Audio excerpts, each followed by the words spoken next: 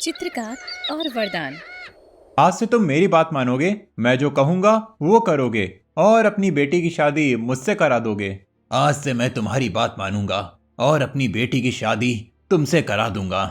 धर्मपुर नाम के गांव में विपिन नाम का एक लड़का रहता था। वह बहुत ही अच्छा चित्रकार था। उसके माता पिता की मृत्यु बचपन में ही हो गई थी। उसका पालन पोषण उसके काका ने किया था, लेकिन बीमारी की वजह से वह विपिन का साथ छोड़कर जा चुके थे। विपिन अब अकेला ही रहता था। अपना गुजारा करने के लिए वह लोगों के चित्र बनाकर उन्हें बेचा करता था। एक दिन विपिन अपना सारा सामान लेकर बाजार में बैठा हुआ था। तभी गांव के जमींदार ने उससे कहा, अरे विपिन, तुम यहाँ खाली कैसे बैठे हो? क्या बताऊं काका, आज तो कोई ग्राहक ही नहीं आया। कोई ग्राहक नहीं आया? कोई बात नहीं, तुम मेरी तस्वीर बना दो। जरूर जरूर जमींदार जी, आप बैठिए, मैं अभी आपकी तस्वीर बना देता हूँ। जमींदार वहीं बैठ गया और विपिन उसकी तस्वीर बनाने लगा। थोड़ी देर में विपिन ने जमींदार का बहुत ही अच्छा चित्र बनाकर उसे दे दिया।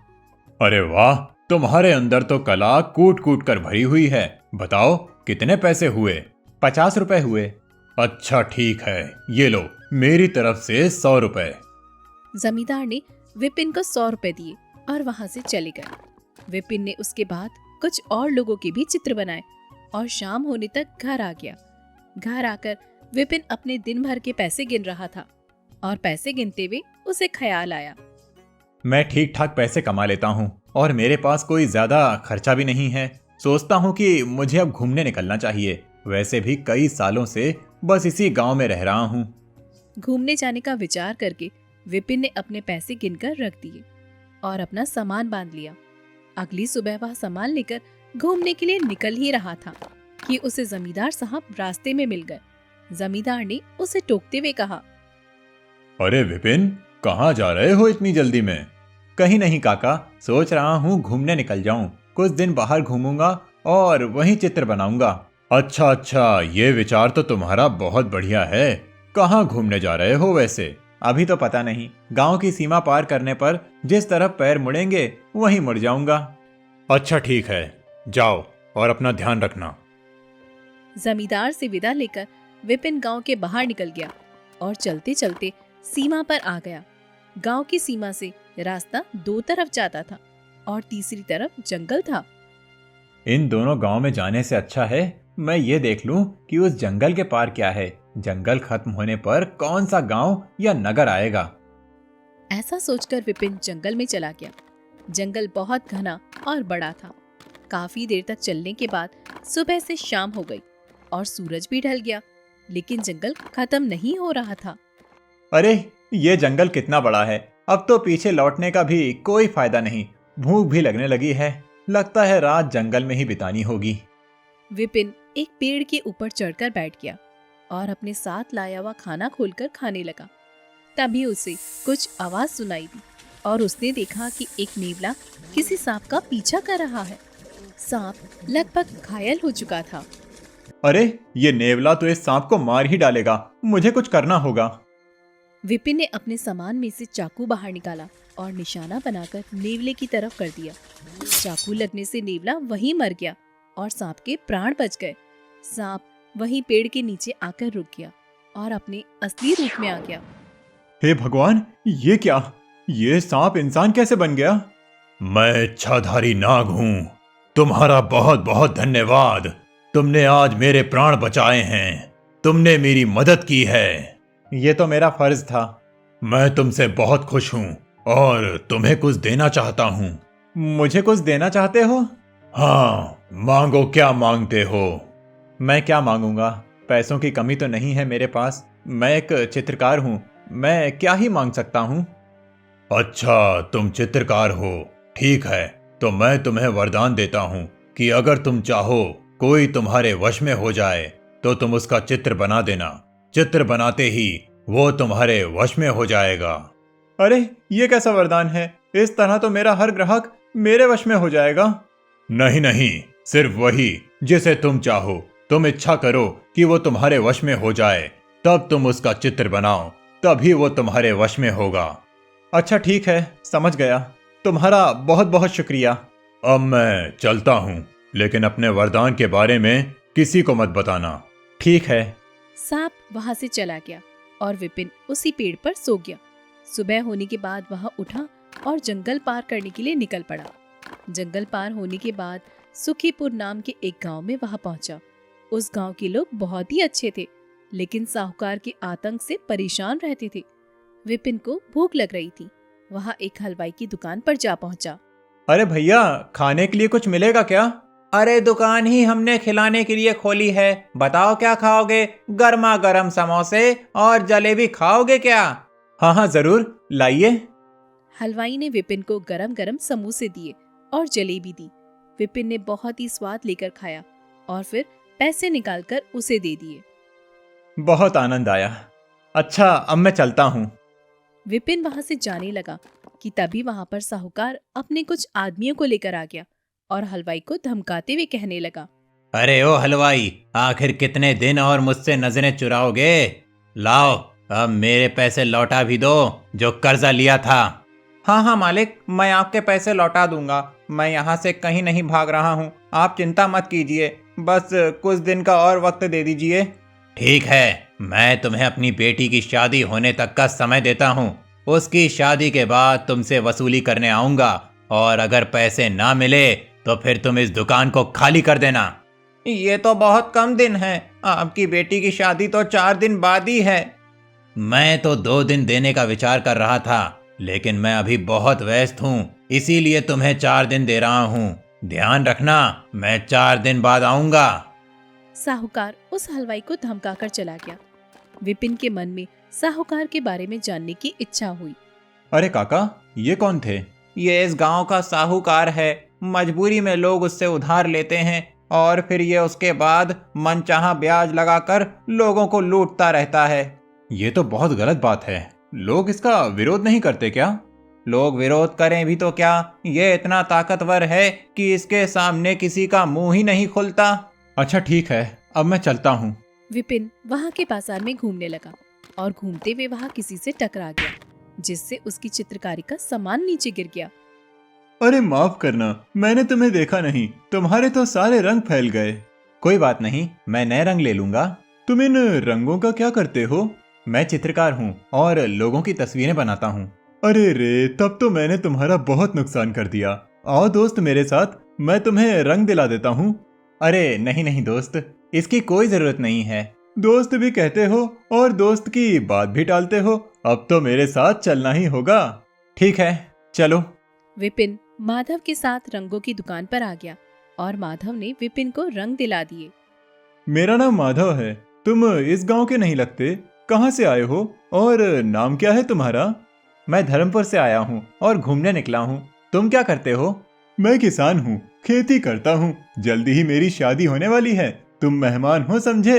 अरे मेरी योजना इतने दिन रुकने की नहीं है यहाँ। 4 दिन बाद ही मेरी शादी है, पूरा गांव आएगा।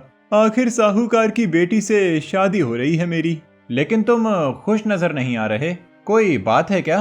क्या बताऊं, साहूकार जबरदस्ती मेरी शादी अपनी बेटी से करवा रहा है। और तुम मान कैसे गए? दरअसल मेरे पिताजी ने किसी जमाने में साहूकार से उधार लिया था और वही उधार अब इतना बढ़ गया है कि खेत बेचकर भी नहीं चुका सकता। इसीलिए साहूकार मुझसे अपनी बेटी से शादी करने को कहता है। ये तो गलत बात है। अब क्या कर सकते हैं, चलो तुम्हें अपना घर दिखाता हूँ। माधव विपिन को अपने घर ले आया। ये मेरा घर है, अब मेरी शादी तक तुम यहीं रहोगे। और तुम्हारे माता पिता, वो कहाँ हैं? मैं अकेला ही रहता हूँ, वो काफी समय पहले गुजर चुके हैं। ओह, तुम्हारा हाल भी मेरी तरह है। शायद इसीलिए ही भगवान ने हमें मिलाया है। अच्छा तुम आराम करो, मैं खेत पर जा रहा हूँ। ठीक है, मैं आराम तो नहीं करना चाहता अभी। यहाँ आसपास कोई अच्छी जगह है क्या? तुम झरने के पास चले जाना, वहाँ बहुत अच्छा लगता है। मैं और चित्रा वहीं जाते हैं। ये चित्रा कौन? बताऊंगा फिर कभी।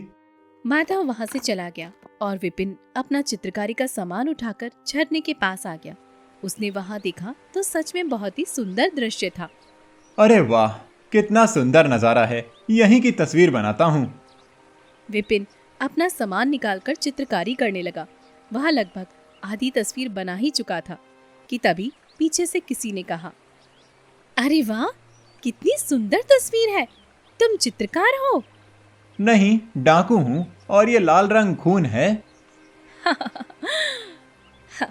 कितना अच्छा मजाक करते हो, तुम सच में बहुत अच्छी तस्वीर बना रहे हो। क्या तुम लोगों की भी तस्वीर बनाते हो?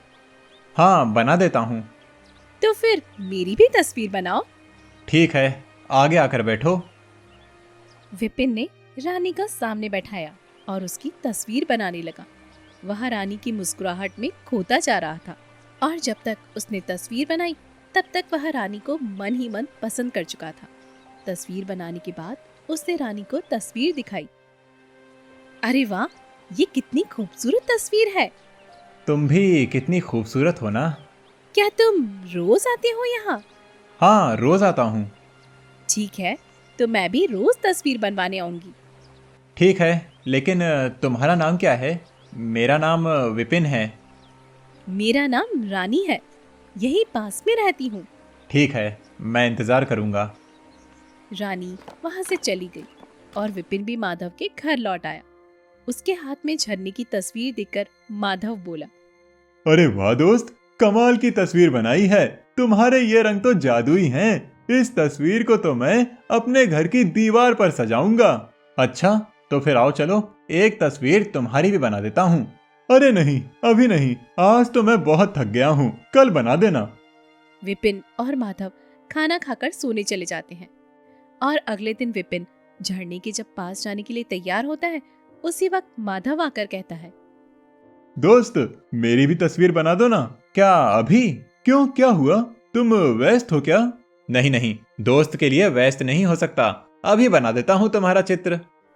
विपिन ने माधव की तस्वीर बनानी शुरू कर दी और बहुत देर मेहनत के बाद उसने माधव की तस्वीर बनाकर उसे दे दी। अरे वाह, क्या तस्वीर बनाई है, सच में शानदार है। अच्छा, अब मैं चलता हूँ, झरने के पास आनंद आता है मुझे। ठीक है, जाओ। विपिन भागता हुआ झरने के पास जा पहुंचा और उसे आता देखकर रानी ने मुंह फुला लिया। अरे मुझे माफ करना, जरा मेरे दोस्त ने मुझे रोक लिया था। माफ करना, तुम्हें इंतजार करना पड़ा। मैं नाराज हूँ, मुझसे मत करो। अरे ऐसा मत कहो, देखो अब तुम मुस्कुरा दो, नहीं तो इसी तरह तुम्हारी तस्वीर बना दूंगा और गांव में सबको दिखा दूंगा कि गुस्से में रानी कैसी लगती है। विपिन की बात सुनकर रानी हंसने लगी और उसका गुस्सा शांत हो गया। 2-3 दिन में ही विपिन और रानी की बहुत अच्छी दोस्ती हो गई। 4 दिन भी जल्दी ही बीत गए। विपिन रानी से मिलने के लिए झरने के पास जाने के लिए निकल ही रहा था कि तभी माधव ने उसे रोकते हुए कहा, विपिन, कहाँ जा रहे हो? आज तो मेरी शादी है। हाँ जानता हूँ, मैं बस अभी आया। विपिन रास्ते में जा रहा था और मन ही मन सोच रहा था, आज तो रानी से अपने दिल की बात कह ही दूंगा। विपिन झरने के पास आ पहुंचा और उसने देखा कि रानी वहां पर नहीं आई है। वह काफी देर इंतजार करता रहा और दोपहर को माधव के घर वापस लौट आया। उसने देखा कि माधव किसी से बात कर रहा है। चित्रा, मैं भी मजबूर हूँ। अगर मैंने तुमसे शादी की तो मेरे हाथ से ये घर और खेत दोनों चले जाएंगे और तुम्हारे बाबा एक गरीब से तुम्हारी शादी नहीं करवाएंगे। उन दोनों की बातें सुनकर विपिन उसके पास आया और बोला, क्या बात है माधव, ये कौन है? हम दोनों एक दूसरे से बहुत प्रेम करते हैं और विवाह करना चाहते हैं, लेकिन साहूकार के कारण हम एक दूसरे से दूर हो रहे हैं। और साहूकार की बेटी, क्या वो इस बारे में जानती है? नहीं, वो इस बारे में कुछ नहीं जानती। उसकी तो कोई गलती नहीं है, वो तो बस साहूकार की बात मान रही है। ये तो बहुत बुरा हुआ, तुम दोनों के साथ भी और उस लड़की के साथ भी। हमारे पास तो कोई और उपाय भी नहीं है, मैं क्या करूं अब? तभी विपिन को अपने वरदान के बारे में याद आया और वह कहता है, तुम चिंता मत करो, मैं कुछ करता हूँ। तुम क्या करोगे? तुम्हें तो साहूकार जानता भी नहीं। तुम उसकी चिंता मत करो, बस देखते जाओ मैं क्या करता हूँ। मैं अपने दोस्त को दुखी नहीं देख सकता। इतना कहकर विपिन अपनी चित्रकारी का सामान लेकर बाहर निकल जाता है और रास्ते में उसे रानी मिलती है जो उसे रोक लेती है। रानी, मुझे अभी एक बहुत जरूरी काम है, हम कल बात करेंगे। क्या बात है रानी, तुम चिंता में क्यों हो? सब ठीक तो है ना? कुछ भी ठीक नहीं है विपिन, आज मेरी शादी है और मैं किसी और को पसंद करती हूँ। रानी की बात सुनकर विपिन के कदम रुक गए और वह बोला, किसे पसंद करती हो? तुम्हें। क्या? और तुम्हारी शादी? मेरे पिता इस गांव के साहूकार हैं। उनके सामने कोई बोलने की हिम्मत नहीं करता। फिर मैं तो उनका फैसला टाल ही नहीं सकती। लेकिन तुमसे मिलने के बाद मुझे एहसास हुआ कि मैं तुम्हें पसंद करती हूँ और शादी भी तुमसे ही करना चाहती हूँ। कहीं तुम्हारी शादी माधव से तो नहीं हो रही?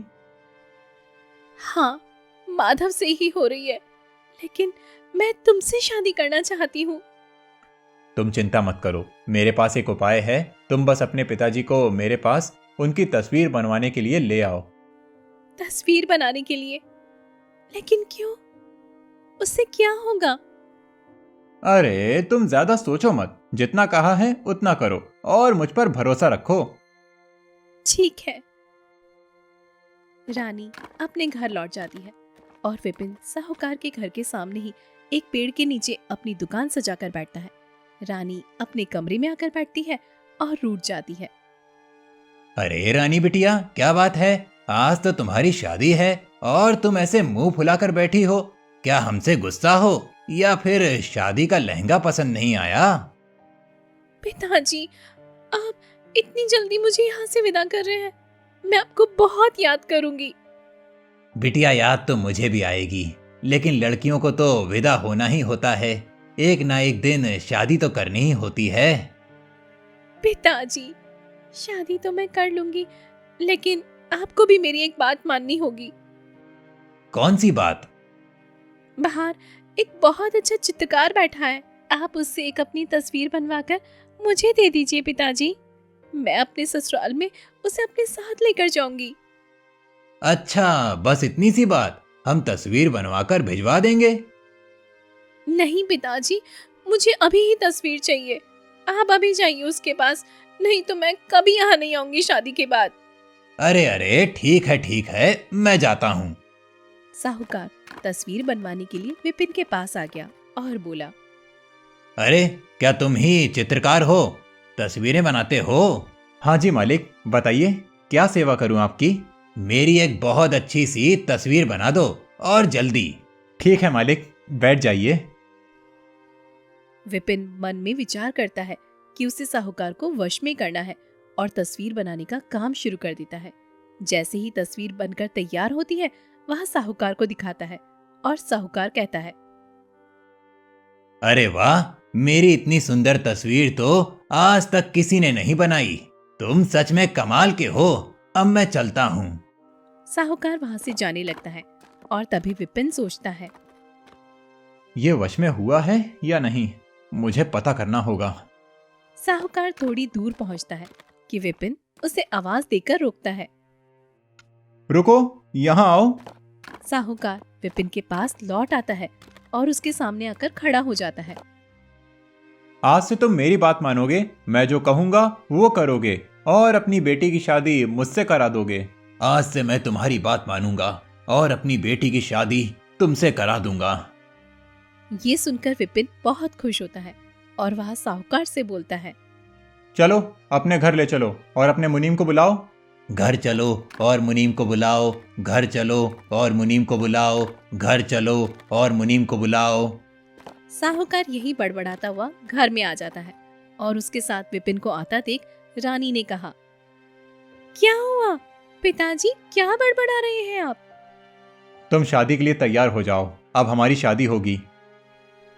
साहूकार मुनीम को बुला लेता है और विपिन साहूकार के कान में कुछ कहता है, जिसे सुनकर साहूकार भी उसी बात को मुनीम के सामने दोहराता है।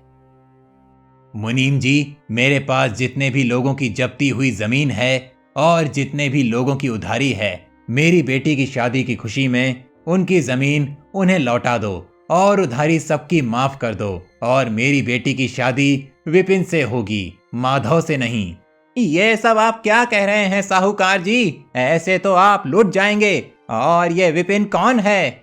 जमीन लौटा दो और उधार माफ कर दो। मेरी बेटी की शादी विपिन से होगी, माधव से नहीं। मुझे लगता है बुढ़ा सटिया गया है। खैर अब क्या कर सकते हैं। मुनीम गांव वालों को बुलाकर उसकी जमीन के कागज वापस कर देता है और उधार भी माफ कर देता है। शाम को मंडप में विपिन रानी के साथ बैठता है और साहूकार रानी का कन्यादान कर देता है। माधव और चित्रा वहां पहुंच जाते हैं। विपिन, ये सब क्या हो रहा है और ये कैसे हुआ? गांव में सभी लोग खुश हैं। साहूकार ने सबकी जमीन वापस कर दी और कर्जा भी माफ कर दिया। आखिर तुमने ऐसा क्या किया? मैंने कुछ नहीं किया। साहूकार जी बड़े दिल वाले हैं, उनका दिल बहुत साफ है। उनसे गांव वालों की पीड़ा देखी नहीं गई, इसीलिए उन्होंने अपने फैसले बदल दिए। पिताजी के इस बदले हुए रूप को देखकर मैं बहुत खुश हूँ। तुम्हारा बहुत बहुत धन्यवाद मेरे दोस्त। आज मैं बहुत खुश हूँ। आज तुमसे गले लगने का दिल करता है। माधव विपिन से गले लगने के लिए आगे आता है कि तभी उसके टकराने से साहूकार का चित्र पानी में गिर जाता है और तस्वीर खराब होते ही साहूकार होश में आ जाता है। ये सब क्या हो रहा है और तुम कौन हो? तुमने मेरी बेटी से शादी क्यों की? ये आप क्या कह रहे हैं पिताजी? आप ही तो ढूंढ कर लाए थे इन्हें मेरे लिए। मैं ढूंढ कर लाया हूँ। साहूकार सोच में डूबा ही था कि तभी उसके घर के बाहर से गांव वालों की आवाजें आने लगती है जो साहूकार की जय जयकार कर रहे थे। साहूकार बाहर आया और मुनीम से बोला, मुनीम जी, ये सब क्या हो रहा है? ये लोग हल्ला क्यों मचा रहे हैं? मालिक, ये सब तो आपको दुआएं दे रहे हैं। आखिर आपने इनकी जमीन वापस कर इन सब का उद्धार कर दिया है। मुनीम की बात सुनकर साहूकार के पैरों तले जमीन खिसक जाती है और वह सिर पर हाथ रखकर बोलता है, ये सब कैसे हो गया है? आप ही तो रट लगाए हुए थे कि जमीन दे दो, उधार माफ करो और बेटी की शादी विपिन से होगी, माधव से नहीं। सब कुछ तो आपकी इच्छा से हो रहा है। अब आप सदमे में क्यों हैं? साहूकार को कुछ भी समझ नहीं आ रहा था। वह चक्कर खाकर वहीं गिर गया और विपिन एक तरफ खड़ा खड़ा यह सब देखकर मुस्कुरा रहा था।